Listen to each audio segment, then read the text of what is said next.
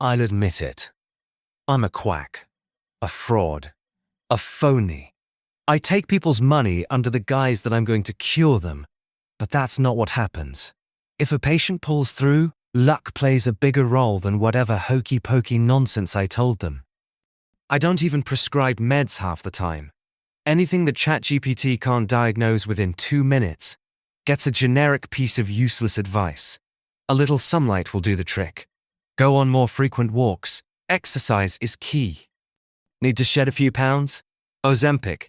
Trust me. Don't ask me how I managed to get a valid medical license either, or how I've avoided getting caught by the feds. Your guess is as good as mine. So, now that the mask is off and I've revealed how much of a piece of shit I am, I'm sure you want me to drop dead. Well, my friend, I'm not far from it. In the 2 odd years I've been running this sham, I have never seen a case like Martha's. I walked in to find her sitting on that bench table thingy that each room has. Yeah, I couldn't even be bothered to learn the lingo.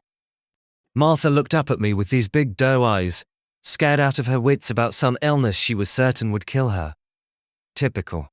I'd seen dozens like her. What wasn't typical was her arm. Just show me.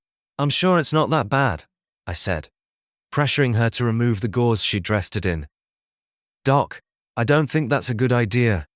It could. Nonsense. I'm a professional. It'll be fine. It was not fine. A noxious stench permeated the air the second the bandages were off. The smell was so horrid that tears immediately welled in my eyes. Everything below her elbow was mushy and black. Spores floated into the air, visible, like gnats. Normally, I would have thought gangrene, but this was much worse. My arm's only been like this since I woke up this morning.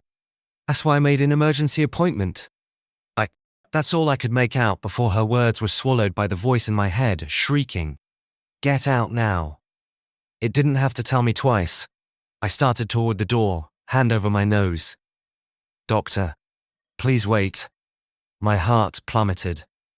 I glanced down to the appendage that had shot out, grasping mine. I felt wet, amorphous sludge that should have been fingers, caressing my hand. I couldn't take it. My head spun violently, and I passed out. Martha was gone when I awoke. The infection had overtaken the entire right side of my body by then. I couldn't even reach my phone to call for help, let alone speak. I'm terrified. I don't know what will happen when this thing takes over completely. But even so, I can't help but see the irony in this. Karma's a bitch, and it's time for me to pay up.